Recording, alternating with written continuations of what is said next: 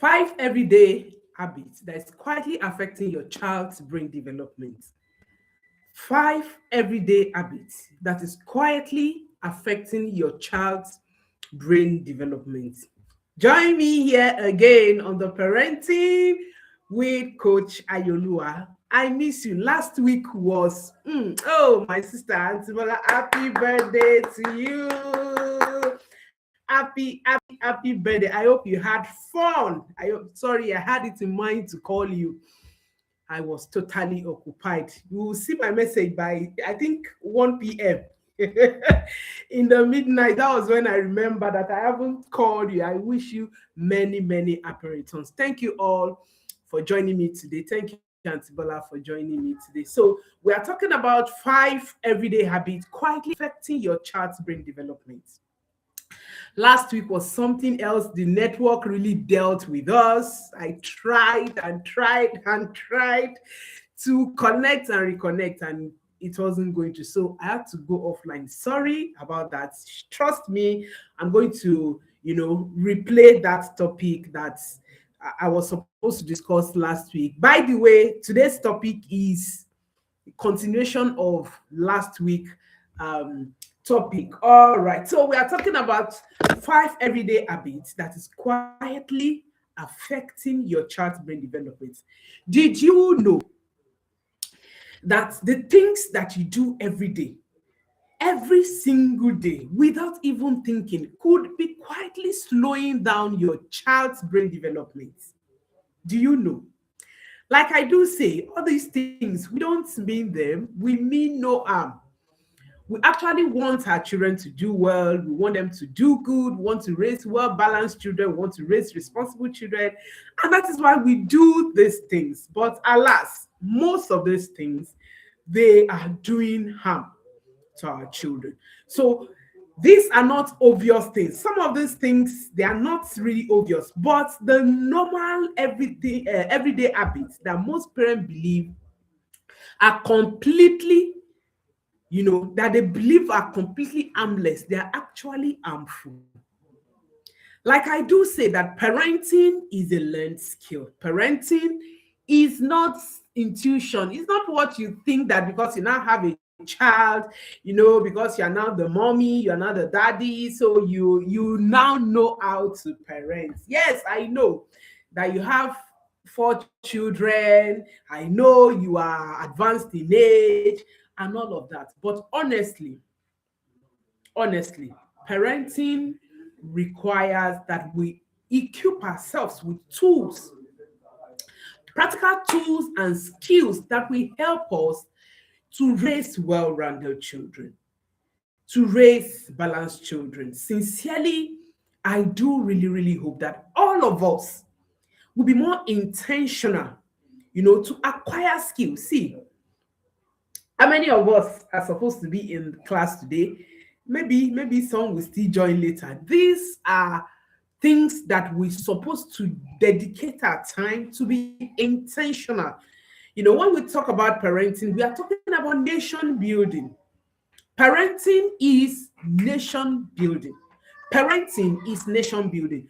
Like I do say, almost all the problems that we have, the killings in this country, the banditry, the herdsmen problem, armed robbery, theft, even corruption, bad governance, they are parenting problems.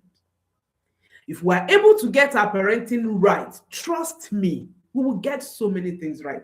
And we will have sane environment, we will have sane society. This is why I created this platform for you and I to grow, to learn, and to raise balanced children. Please share the link to this video, to this session, to your friends, your family, your children teachers, your church member, every parent on your platform. Today again, we are going to do something that is amazing. And Trust me that you won't go here, you won't leave here the same way you have come. Trust me. We won't just I won't just break the table. No, I will not just tell you what you are doing that you are not doing correctly. I will equip you with skills, with tools that you need. And that's why I am your coach. Like Antibola will always say, my coach, my coach. My job is to identify what you are not doing correctly, what you are not doing right, habits, attitude, characters that are harmful to your children. My job, my role as a coach is to identify those things, study it, do my research, and create solution, effective solution, and deploy it for parental use. So today we are uncovering 5 common habits that research shows that can directly impact your child's IQ, intelligence quotient, focus, emotional regulation, and even your children's long-term success. If you have been following me, you would have read on my post or during one of my classes that intelligent children, raising intelligent children or having intelligent or smart children, they're not by accident. They are designed. They are designed intentionally. So you want to raise an intelligent child, you don't leave it to luck. No. There are things that you need to do, there are systems, there are structures that you need to put in place for you to achieve this. I have always said this, and I will continue to say it, that schools don't raise children, churches don't raise children, families do. You and I, the parents, we do through intentionality, consistency, intentionality, and consistency. So I've spent almost decades studying child development. Like I do say, I keep learning, I keep reading, I keep researching, I keep writing. Today I have read about parenting. For the past 3 to 4 years, I have consistently read every day about parenting. So when I'm talking about parenting, I'm not just using my native knowledge. I'm not just talking from my own table. I am addressing parenting issues from, the larger perspective. Yes, from the larger perspective. So if I'm telling you anything regarding parenting, please try and consider it. So I have spent years studying child development and working with parents to raise children who are not just intelligent, but emotionally strong, focused, and purpose-driven. If you have not read my book, Why Find Your Lost Purpose, something is wrong with your parenting. If you have not read my book, Discipline Without Damage, something is wrong with your parenting. Trust me when I say so. I know what I did. I know the work that I do, to equip parents with the skills that they need. So if you have not read any of my books, they are available on my seller stores. Do well to check.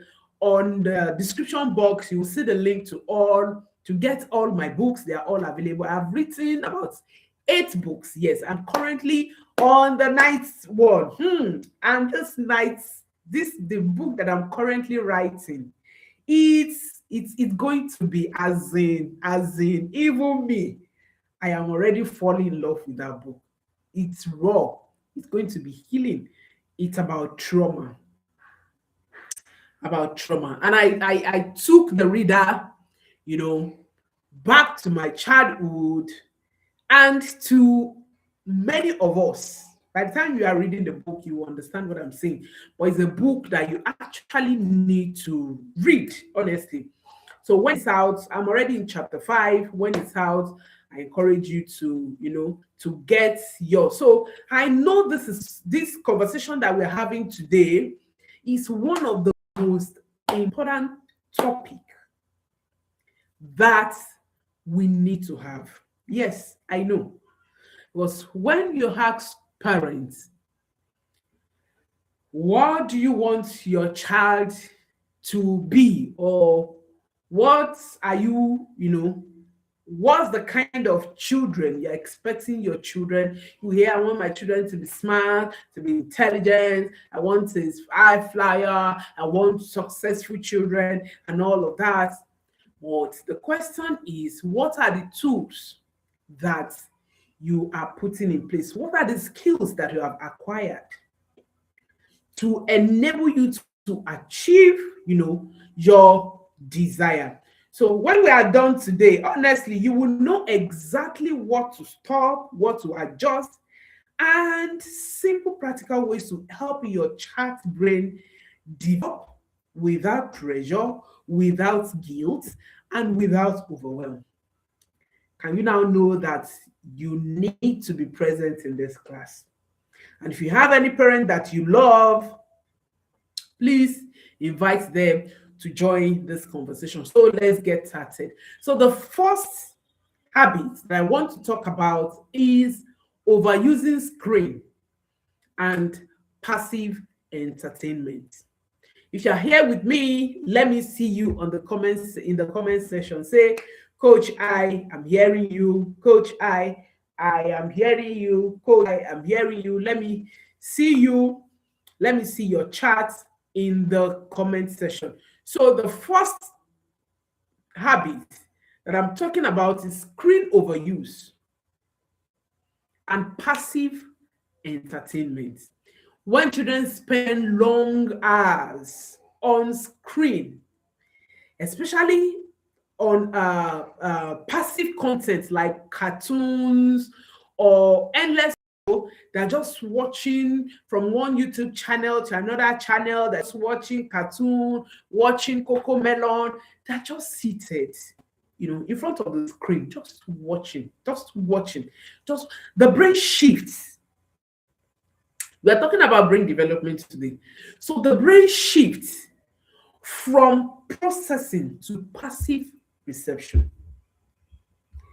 The brain shifts, or when your child is hooked to laptop or screen, not for the purpose of learning. I'm not saying when your child is having class on the laptop or attending a training on the screen or on the phone. When your child is just glued to the screen for the purpose of being entertained passively, the brain shifts from active processing to passive reception.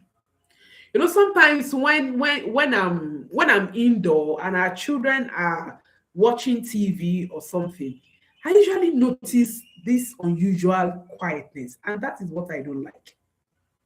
The three of them are seated there together, but I would know that they are not in. At that point, once I notice that if they are not learning, they are not watching Bible, I quickly tell them it's off. It's screen time, it's off. By the way, they don't even have access to screen during the week. They only watch screen during weekends, Saturdays. No, Sundays. I think Sundays. Okay, Saturday and Sunday. Our daughter normally have a class on Sunday. So what am I trying to say? When children are consuming passive content like cartoons, for those of us that will put our children to screen to watch cartoons, to watch Coco Melons, to watch, what do they call, different, them now, different cartoons for long hours, or your child is on iPad, on phone, scrolling, endless scrolling from time to time, and all of that, the brain will shift from active processing. That means the child brain will not be active. The child brain will not be able to process information. And if you notice, when your child is on screen and you are communicating, most times they do not hear. They don't understand. They don't understand. They just hear like noise. They can't speak what you're actually telling them. Yes. So that is what excessive overusing screens and passive entertainment does to children's brain. And this weakens attention span, deep thinking. You will actually think that when children are on screen, they are thinking. They are really not thinking. They are really not engaging their brain. They are consuming. Their brain is consuming. Hmm? Their brain is consuming. It weakens their imagination. It weakens executive function. And that's the deadly part of it. Executive function, that's decision making, impulse control, emotional intelligence, problem solving, and all of that.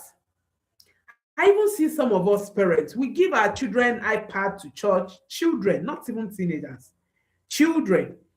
We give them iPad to church, and whenever I get to church and I see phone or iPad with a child close to me, I collect it and I go and give it to the pastor, because I understand the damages that this is doing to us. For some of us that think we have arrived, we have money, we are rich, we want to satisfy our children, we want to make our children happy and all of that, and we buy iPad for a child, not even teenager, for a child. This is what you are doing to your child. You are weakening your child's executive function, the ability to make choices, to decide, to think, to control their impulse. Some of us that will even think that we are rich, that we put TV in our children's bedroom. We think it's affluence now, money day now. So I want my children to feel comfortable, I want my child to be happy and all of that. And you put TV in your child's bedroom, and your child will watch TV from 7 till 10 when your child's supposed to be sleeping. This is what you are doing to your child. That habit is weakening your child's attention span, is weakening your child's imagination, deep thinking, and impulse control. Impulse control. The brain essentially gets used to being entertained, and this is very, very dangerous. This is very, very dangerous. So the child's brain will get used to being entertained instead of thinking. Instead of thinking, have you ever thought that our children these days, the way they some of them, anyway, I've not conducted any data-driven, research on this, just my observation. I may be wrong, but I noticed that some of our children, with all the facilities that they are exposed to, I expected that many of them should be doing better than what they are doing, how they are doing. That their critical thinking skills are not as active as some of us that were not exposed to screen. I mean, when I was growing up, I could recall in our compound, it was only, I think, about just two of us that our parents had TV, and because my parents are learned, that was why. And the other family too, I think they were learned. If I could recall, if my memory would serve me well, we only have two families that has television, that had television. And you will see children gathering, this time of super story, this is super story, a life of tribe and sorrow. How many of you? And I know you remember that. That time, there were no screen. And when you want to watch screen, you watch something reasonable. At that time, we sit down, we listen to news. At least my dad must listen to NTA, network news, channel news, and all of that. Not all these stimulating videos, mind corrupting content that are all now. There was no phone.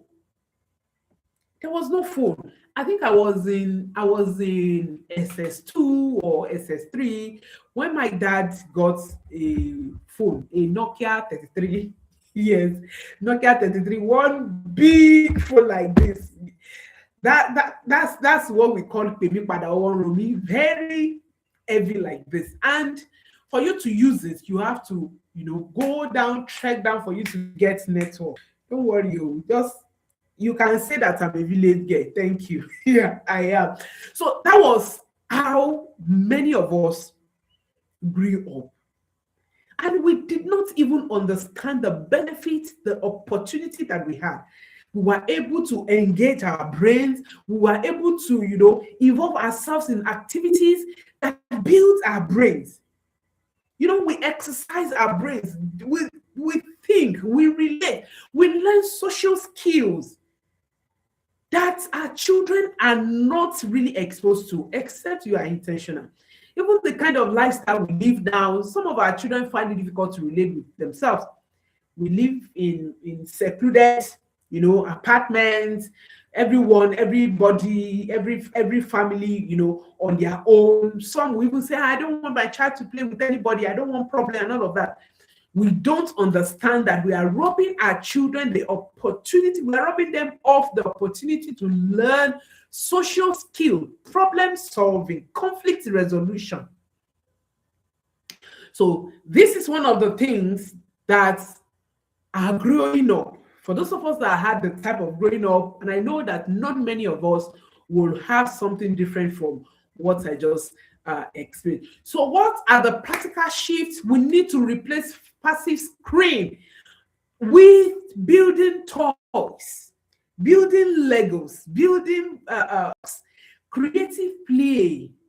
By the way, very soon our course at the Mother Family on how to use play as a powerful parenting tool will soon be launched. Please be part of it. You will learn a great deal. All this, my child is playing too much. My child loves to play. Hey, my child. Some of us don't even know that play is a powerful parenting tool. We don't even know that play is a destiny discovery tool. Yes, come, you will learn all that in that course. So use screen interactively. If your child have the need to use screen, please use it interactively. Like learning apps, co-viewing, view together with your children. Discuss, engage your child's brain even while using screen if there's need for that. Because if the child is not thinking, the brain is not growing.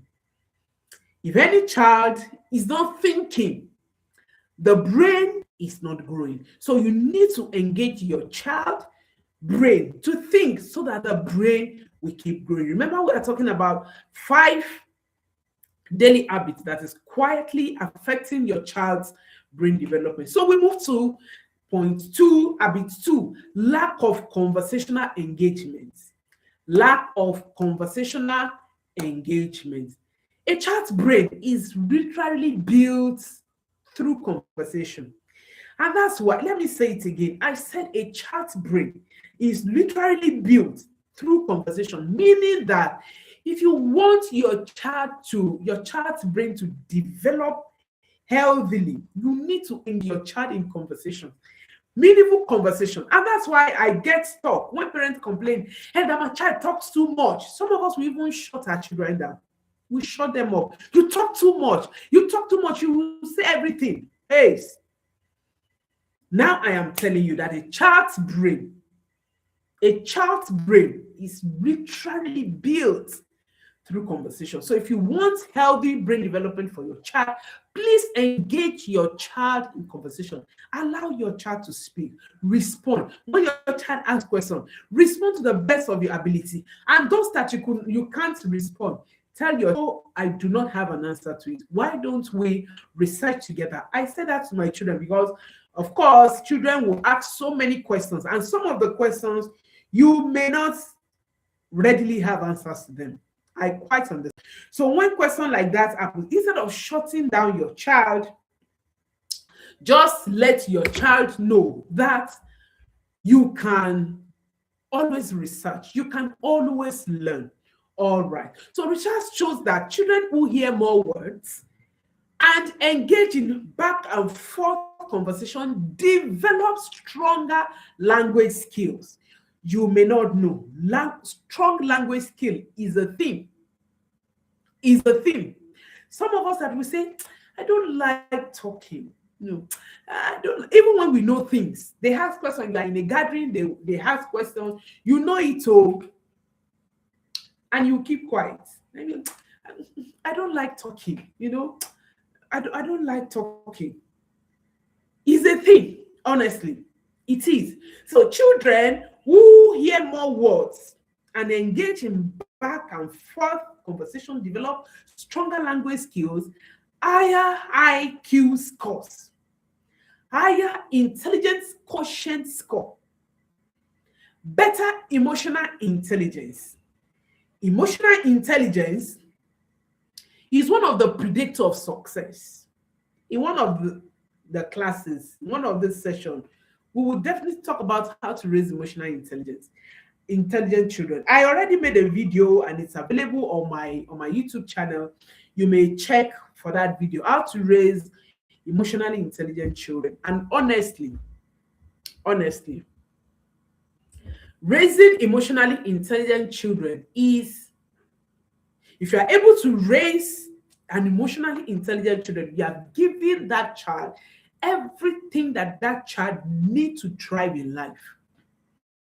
I do say this jokingly that for our younger ladies or younger men, spinsters and bachelors that are looking forward for future life partner, after confirming your supposed wife or husband's salvation, the next thing you should care about is the level of emotional intelligence, because research has proven that people who are emotionally intelligent, they are better friends, they are better spouses, yes, better wife or better husband. So emotional intelligence is a thing. So why am I saying this? If you want to raise emotionally intelligent children, you need to engage your child in conversational, engagements. It's not just about talking to your child, it's about talking with your child. Talking with your child. You are talking and your child is asking questions, or your child is talking back and like, why are you talking like that? Why are you? No. This is one of the everyday habits that is quietly affecting your child's brain development. I know sometimes when we are stressed, we don't feel like talking. I understand. Sometimes, even me, when my children are asking, Mommy, Mommy, maybe you have something you are dealing with in brain. Sometimes I have something I'm trying to figure out, I'm trying to think, how do I work this out? I'm preparing for a class and all of that. I've not done this. And they're coming with this question. Hey, sometimes I just say, you know what? I know you want to talk to me and I really want to talk with you, but right now, I don't feel like talking. Can you give me a few time? Then we will get back to it. So it is important to talk with your children, not to just talk with them. When you are talking with your children, you are not engaging your children's brain. But when you are talking with them, you are engaging your children's brain and you are helping the child's brain to, develop. So by age 3, children exposed to rich verbal interactions can hear millions more words than those who weren't. And that's why at this stage, you will hear them picking words. And that's why we really need to be intentional to create healthy environment where our children will pick the right words that are in line with our family values, with our family vision and all of that. So this gap directly affects cognitive development. Children who are not exposed to conversational engagement, they have reduced cognitive development. So when you're giving instructions like sit down there, eat your food, get up, don't do this, but you really ask, what do you think happened? What would you have done better? What do you think is responsible for this? You are not, helping to your child's brain to develop. This is one of the habits, everyday habit, that is quietly affecting your child's brain development, which will eventually affect your child's IQ. When I say that, when you are complaining, if you are complaining that your child is not intelligent, your child is not doing well academically, it is not your child's problem. Honestly, it is even not your children's teacher's problem. Oftentimes, by my experience, it is about you, the environment that you have created around your children, the systems that you have created around your children. So you may need to check that. Probably he's not getting more lesson teachers, or you're keeping your exposing your children to more learning and all of that.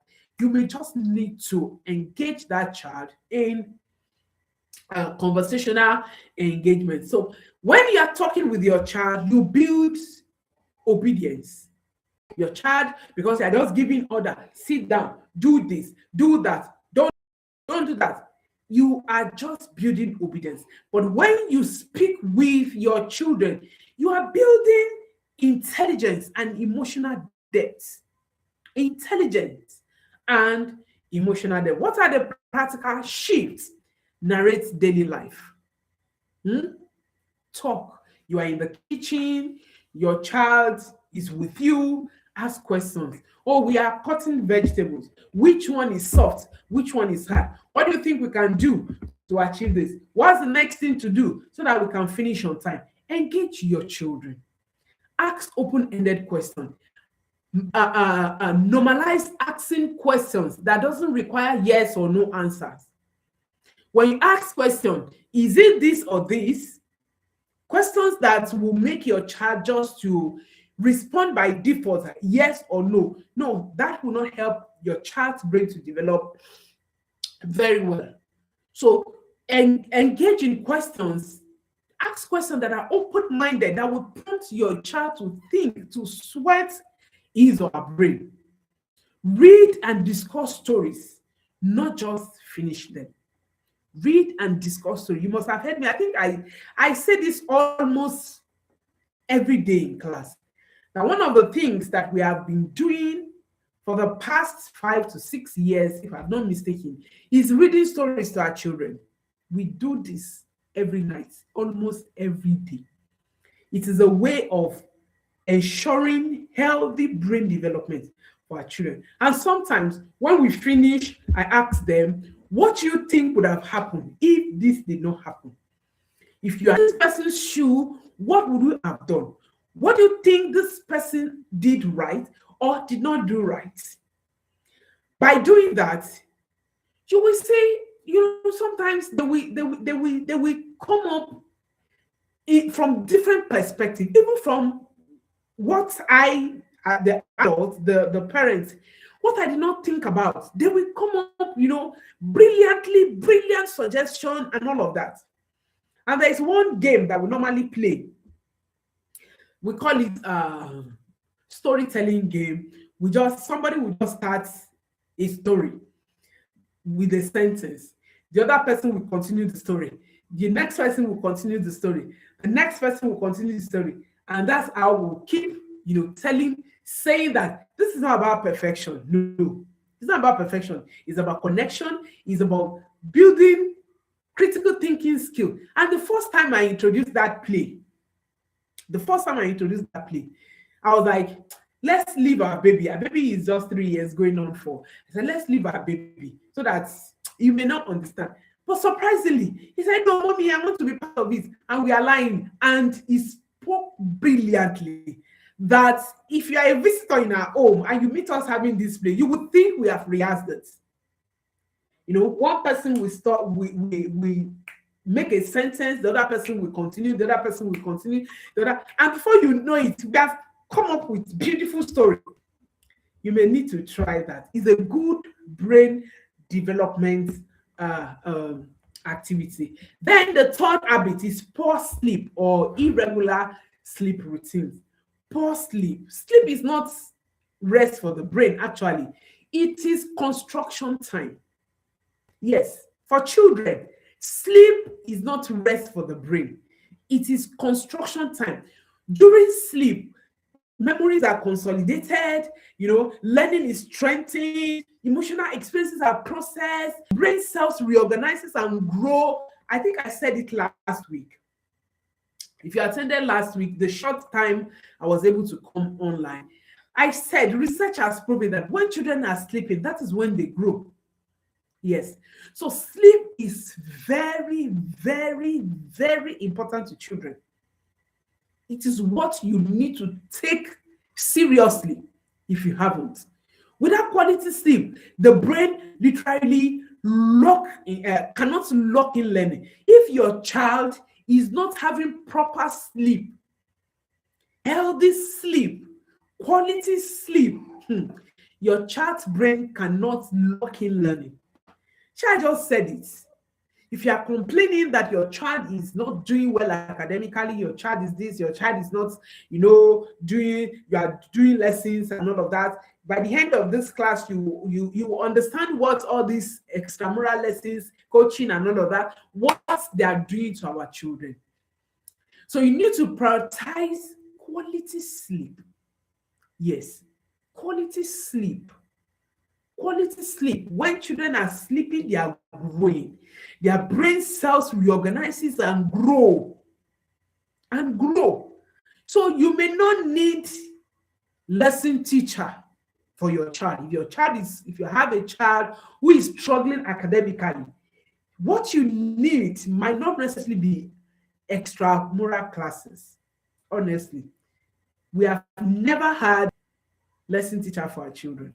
We have never. And our children are not doing badly. Are they the best? No, they are not. That's not even our goal. Our goal is not to raise perfect children. No. Our goal is to raise growing children, thinking children. They are doing well. Recently, we had reason to change their schools. Within a year, we changed their school twice. And at a point, I was worried. I was like, this changing of school, won't it affect these children? And honestly, they did wonderfully well. Nothing special. All those things that I'm telling you, that I'm teaching in class, they are the things that we do to our children. And as all the schools that our children has attended, their teachers will always give them good recommendation. Oh, your children are doing well. Oh, your children are peaceful children. Oh, recently, teacher said, oh, I envy your son. These are the things that we do consistently. So without quality sleep, the brain literally cannot lock in learning. Children who sleep late or inconsistently often show irritability, poor concentration, emotional outbursts, reduce academic performance. You are raising children. You don't have fixed bedtime routine. Your children will go to bed anytime they like. Some parents, you leave your children on the screen, they sleep up there, you carry them. That's one of the habits that is quietly affecting your child's brain development. You should have a fixed bedtime where everyone goes to bed. Here, our bedtime is 7:30. Latest, by 8, our children are on bed. Yes, 7:30. Sometimes by that 7:30, they're already lying down. We have done our Bible reading. We have had our connection moments. We have hugged ourselves. We have kissed. They are already in bed. Sometimes we just stay there with them, just till they sleep off. By 9:30, we are waking them up to eat. So sometimes when I go out or I visit someone and I see children roaming around the streets by 9, 10, I'll be like, wow, what children? Where are these children's parents? This is one of the daily habits. We think it's harmless. We think they can sleep anytime and wake up anytime. No. Children who sleep late or inconsistently Today, your child sleeps by 7 p.m., tomorrow by 8 p.m., next tomorrow 9:30, the other time 10:30. They show irritability, reduced academic performance. I've been hammering this because I understand that most of us want to raise academically sound children, but we don't know how to achieve this. This is why I am saying this. They also show emotional outbursts. So if your child is always hyperactive, just up and down and all of that, watch it. Is your child having quality sleep? Quality sleep. So what is the practical shift? Fix bedtime routine. You must have heard me say this. If you are raising a child and you don't have routine, you don't have daily routine, you are wrong. I have been screaming this. I have been screaming this. I've been screaming this. Yes, auntie, raising intelligent children require intentionality. It is not by luck. It is not. It is not even by prayer. Yes, quote me anyway. It is not by prayer. I'm not saying prayer doesn't work. Of course, prayer works. But there are things that we need to put in place for us to achieve our desired goal. All right. So fix bedtime routine. Have consistent bedtime routine. Consistently. If 8 is okay for you, fine. Just ensure consistently. Be consistent with it. Once it is 8, let everybody go to bed. Once it is 6 p.m. here, we have been talking about his bedtime. My husband's birthday was 1st of April, and our children made a video, and they were talking about my daddy once said, and our son said, "Not soon, not soon." That's how their daddy will always say, "Not soon, not soon." Yes, because we understand how important quality sleep is for children. Then no screen 1 hour before bedtime. No screen 1 hour by 5 p.m. By 5 p.m. No screen. Our children know no screen. They are not permitted to use screen, except when we are having our monthly Holy Ghost service that all of us have to stay with TV to join the program online. Aside that, working on laptop, on phone, or watching TV, by 5 p.m., everything is off. This is to ensure quality sleep. This is to prepare their brain to actually relax before it will eventually shut down. Then calm down rituals. I'm talking about shifts. Practical shift. Calm down rituals like reading, prayer, soft music. For us is reading. We read to our children when it is about bedtime. This is also to prepare their brain that this is time to go to bed. If yours is music, it's okay. Sometimes we play music, for our children to go to bed. So let's move on. The fourth habit, we are talking about 5 habits that is quietly affecting, 5 everyday habits that's quietly affecting your child's brain development. The fourth one, almost every parent is guilty of this. Almost every parent. Overscheduling, and lack of free play. Overscheduling.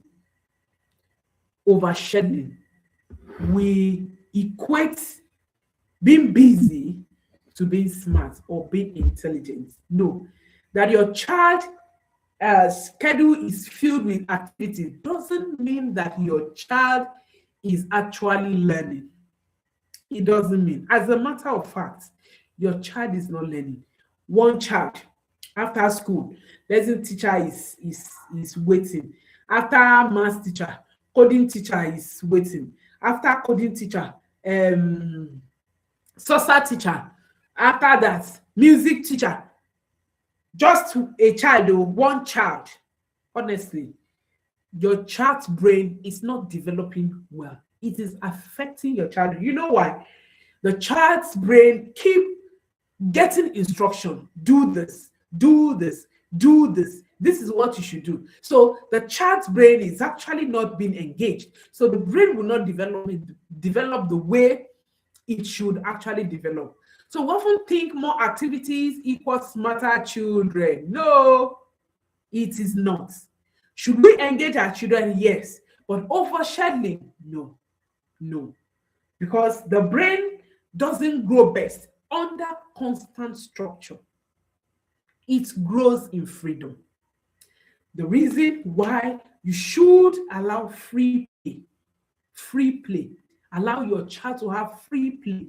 Again, I'm reminding you, I'm screaming it now, that when our play therapy course is out, dear parents, please be part of that course, because it's going to change how you parent forever. Honestly, it's going to change how you see your children. And we are going to have a 30-day play therapy challenge that every day we'll have an activity, a play activity that we're having to our children. It's going to be life-changing. Please don't miss out. So you need to allow free play. Lack of free play is one of the everyday habits that is affecting our children's brain development. When we complain, you are playing too much. After this, go and do this. After this, when the child's supposed to read, go and take your book and read. No. Unstructured play develops creativity, problem solving. Do you remember some of us that built Iliyeye? Auntie Bola, I'm sure you must have done that. We built Iliyeye, that is, we used sand to build houses, bed nests.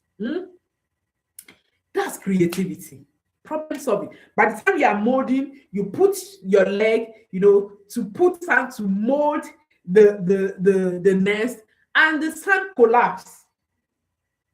It collapses. You think, oh, what I need to do? Do I need to add more water? Do I need to add more sand? Do I need to put stone? That is critical thinking skill that you are developing. You are engaging your brain. And that's why it is important that we allow free play. Free play. Stop guiding your children's play. No, this is how you should play. This is how you should not play. Your child is playing and you're shouting. You are shouting, hey, don't do it that way. Unstructured play develops problem solving, independence, and emotional processing. It even helps children to build resilience. When children are playing, they are faced with challenges or obstacles by themselves. They think, how do I solve this problem? These are the things that they would translate into real life. And that's one of the things I'm going to be teaching in our play therapy course for parents, how to use play as a powerful parenting tool. They translate all these things into real life situation. The reason why some of us as parents, as adults, are experiencing what we're experiencing, it was because we were not taught how to play. Excuse me. We were not taught how to play. Yes, we were not taught how to play intentionally. When every minute is scheduled, for every minute, there's one activity to do. Every time there's one activity to do, the child loses the opportunity to think for him or herself. You will not give that child the platform, the opportunity, the chance to think. You are the one directing. Do it this way. Don't do it this way. Do it that way. This is not how to do it. And you now say, can't you think? Why are you not thinking? You are the cause. You are. You need to engage your children productively. Yes, of course, I agree with you. But you also need to allow freedom, because that is where the brain develops healthily. When the brain is engaged productively,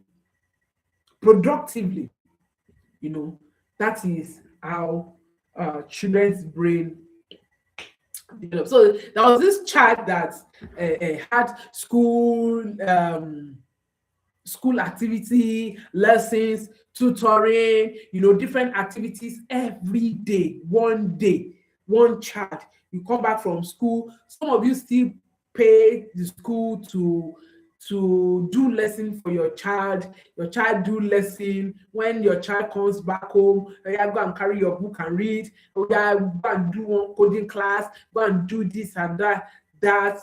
When our children, our daughter, this, I think this time on last term, she said, my classmates are doing lesson, and I want to do lesson. Mommy, you have not done this lesson before. I said, you don't need it. You don't need lesson. There are other things that you need to do outside classroom that will make you to do well in the classroom. And that's why we have created routines, we have created structure at home. So all these lessons, extramural lessons, teacher coming home to teach and all of that, they're doing more harm, honestly. Just that we have not been able to question system, to evaluate that these things that we are doing, how well is it productive? If you do what you are supposed to do, even this class, what I'm teaching in this class, if you follow it consistently, trust me, your child will perform wonderfully well academically. Trust me. Just try it. Just try it for 2 terms. Try it. Be consistent. All these things that I'm teaching in this class alone, yes, I'm confident. In this class alone, just execute it consistently for 2 terms and come back. If it doesn't work, come back to me and tell me that, coach, this thing that you said, I did it and it did not work for me. It will work, and you will not need any extramural classes for your child. The only lesson that our children has had was music class. All right. So this child, all the day was scheduled from one activity to the other. The child is looking tired. It actually look impressive, like, oh, this child is active, this child is doing well, but the child was anxious. Easily frustrated, and the child was struggling to think independently. That's one of the things overshelling will do to your child. Your child will not be able to think independently because your child's brain is just taking orders. Go and do this, do this, don't do this, do this, don't do this. This wasn't lack of opportunity, it was lack of mental space. You need to give your children mental space. Allow them to create, allow them to do things for themselves. Let them engage their brain. All right, let them sweat their brain. So what is the practical shift? Number 1, protect daily free play time. Let your child have 1 to 2 hours free play every day. Playtime is part of our routine every day. When they are done, in fact, is the last thing on their routine. When they are back from school, apart from morning routine, when they are back from school, they do their own fun. They have their bath, they have their quiet time, they have their thinking corner, they do their chores, they cook. The last thing is play. Yes, every day we allow them to go and have their free play. They want to run, they want to have outdoor play, they are permitted. They want to play inside, they are permitted. They just play. And that's why I wonder why some of us will send our children to school and our children are coming back home by 6 p.m. doing what exactly? Primary school child doing what? You are stressing your child unnecessarily. And trust me, it doesn't mean that the child is doing well. You just may not know. So practical shift, allow boredom. Let your child feel bored. Boredomness is a gift. Yes. Auntie Bola here is a solitary coach. Allow your child to feel bored. Your child is coming, I'm feeling bored. I say, oh yeah, go and on the TV. Okay, go take your phone. Okay, go and take your iPad and all of that. Allow boredomness. That is where creativity begins. Let your child feel bored. Let them feel bored. Let them feel bored. It's not, it is a gift. Only because you don't know how to use boredomness. It's a gift. Allow it. When our children are telling me, mommy, I'm feeling bored, though. Yay. Go and do something. Go and create. You have cartons. We keep cartons at home. Go and create something. Go and write.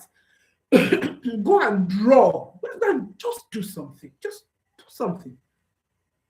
Do something. Reduce unnecessary activity. Reduce unnecessary activity. Reduce unnecessary activity. So at this point, I need to pause and think, how much true free play does your child actually get a week? Have you intentionally, create an environment that will help your child to have free play daily? If you haven't, I challenge you tonight that when you are done in this class, this is one of the things you should do.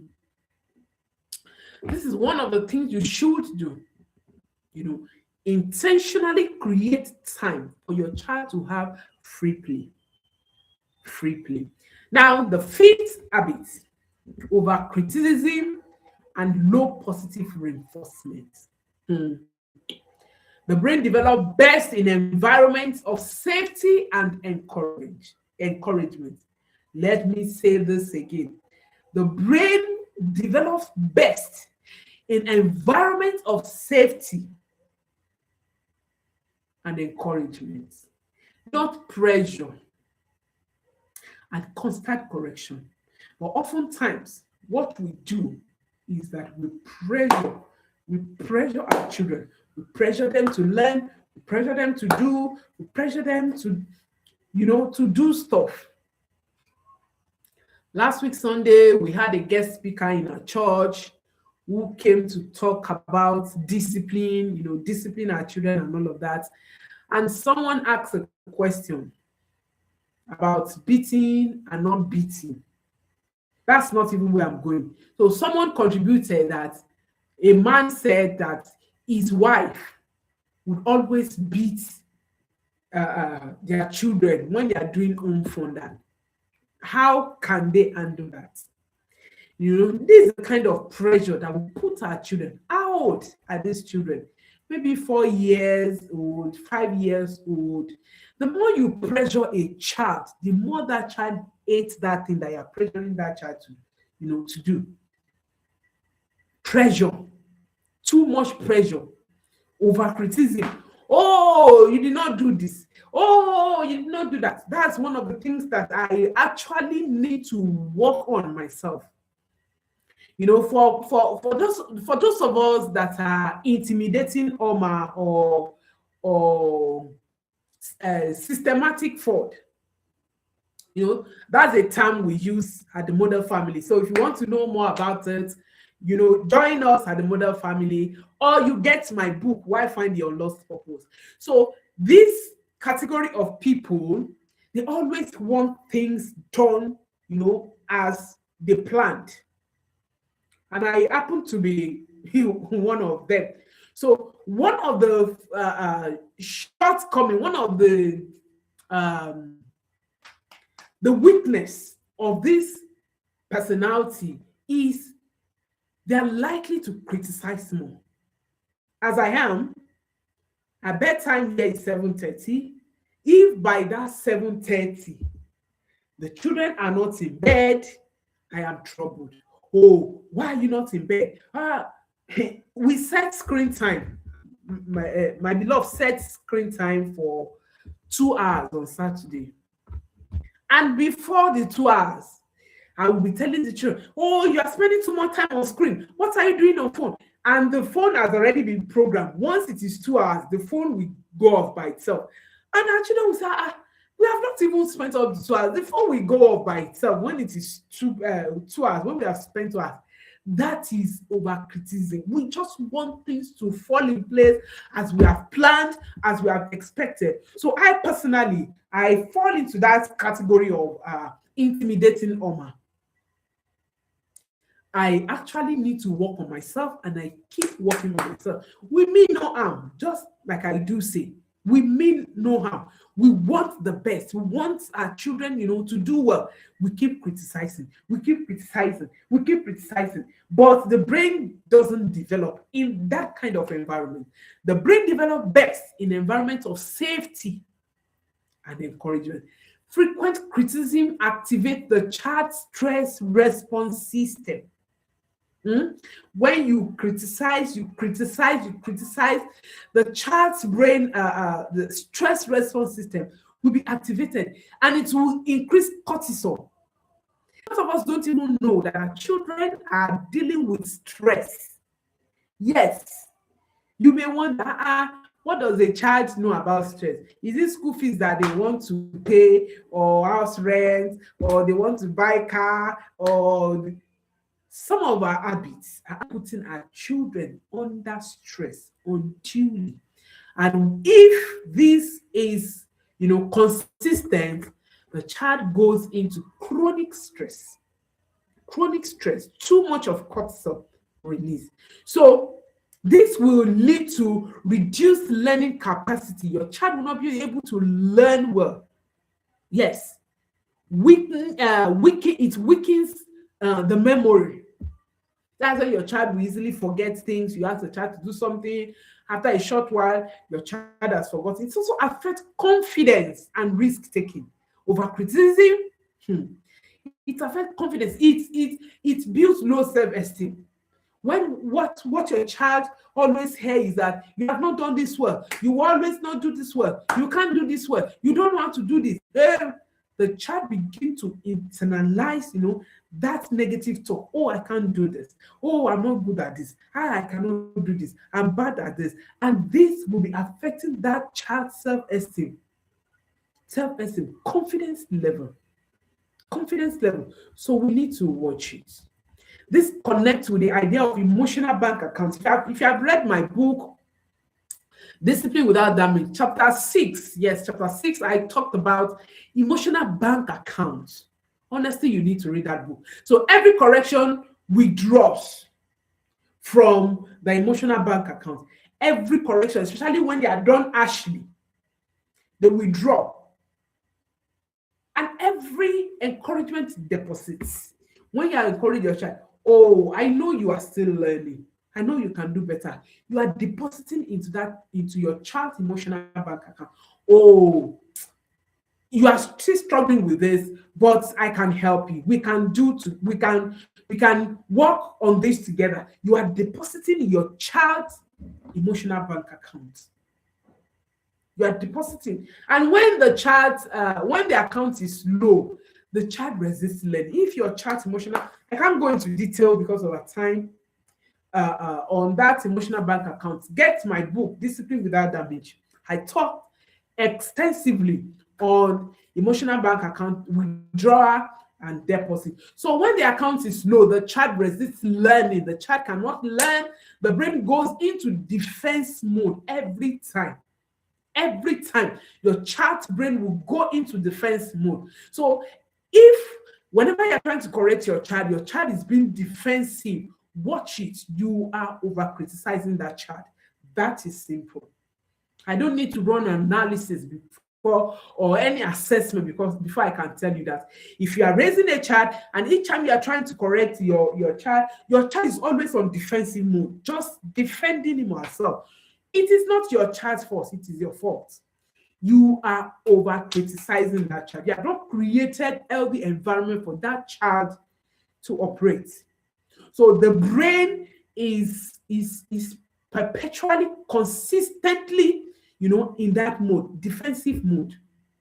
Your child always wants to defend himself. So instead of, why are you always getting this wrong? Say, I like how you tried. Let's improve this part together. Instead of saying you will not always get this right, you can say, oh, I know you are still struggling with this skill, but you can do better. You are still learning.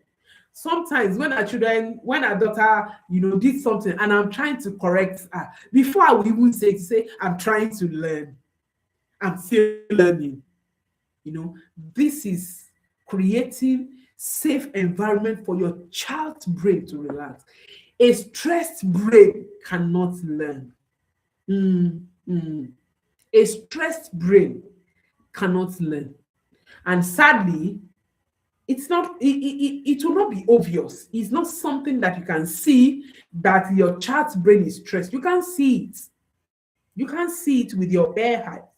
So how it manifests is in inability to take proper decision, inability to learn, unnecessary tiredness, and all of that. So try as much as possible to create environment that will help your child to feel safe. So what are the practical shifts? Praise effort, not just the results.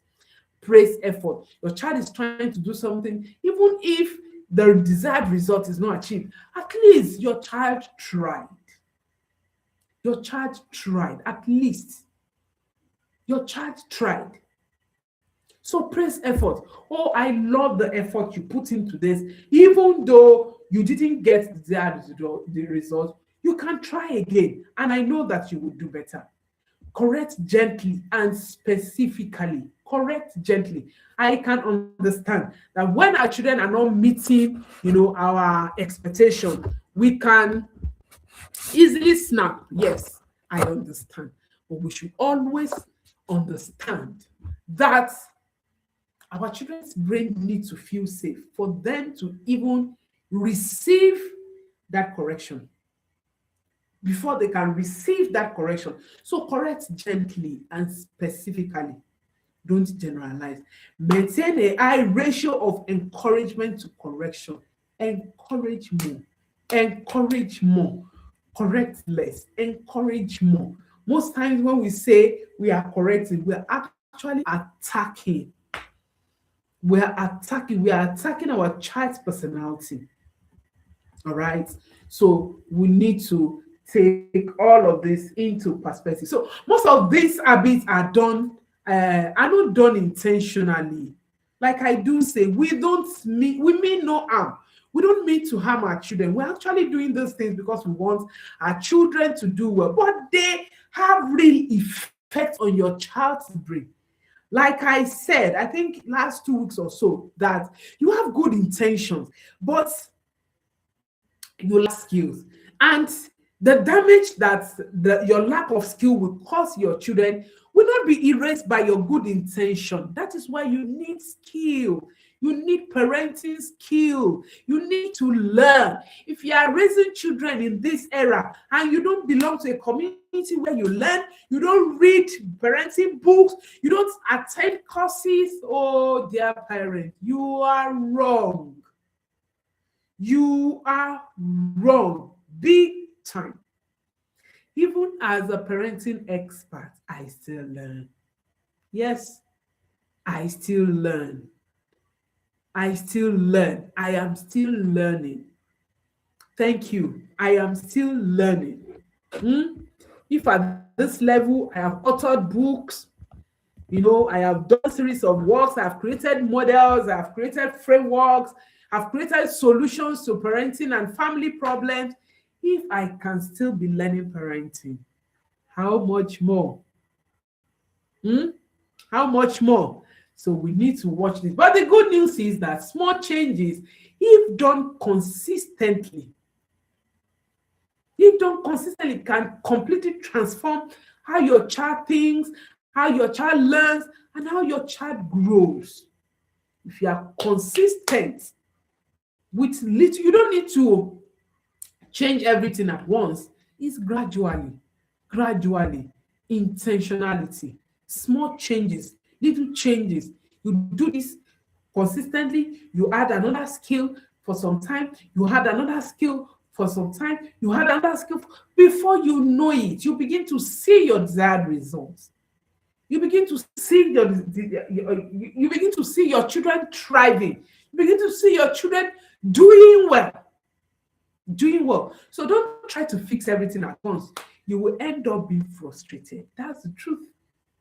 You will end up being frustrated if you want to change everything in your parenting at once. Choose just one habit to change this week and observe differently. Look at all those 5 habits that I've talked about today. Which one are you guilty of? Pick one. If you are guilty of more than 1, 2, 3, or you are guilty of the 5, it's okay.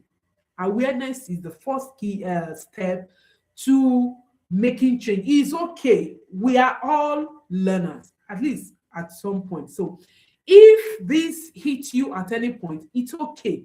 It's okay. There's no big deal about it. Just pick an habit and start working on it. If you have to reduce your child's schedule, just keep working on fixing one at a time, one at a time, one at a time. So pick a skill this week and work on it. And I can assure you that if you are consistent about it, you will notice healthy improvement in your child. This is me, your coach, the parenting guru, Ayolu Adedeji. I love parenting. I love to talk about parenting. I love to teach parenting. I love to learn parenting. I love to write about parenting. Everything about parenting, I am there.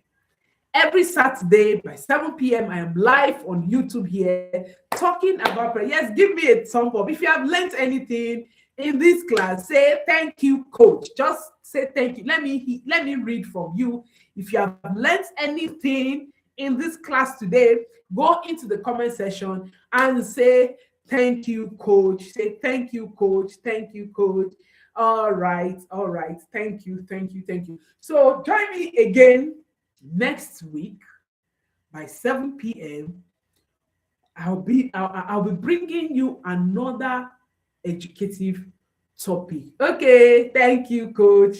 Yeah, thank you all for joining me. And this is where we call it a day. If you have any topic you want me to address, please feel free to reach out to me. If you have not followed me on my Facebook, follow me on my Facebook at Ayolu Adedeji. I'm on LinkedIn as the Model Family, on YouTube as Parenting with Coach Ayolua. I'm on almost all the social media platforms, and I talk almost every day about parenting. Thank you all for joining me today. Until next time, keep parenting with intention. Elliot, thank you. Bye.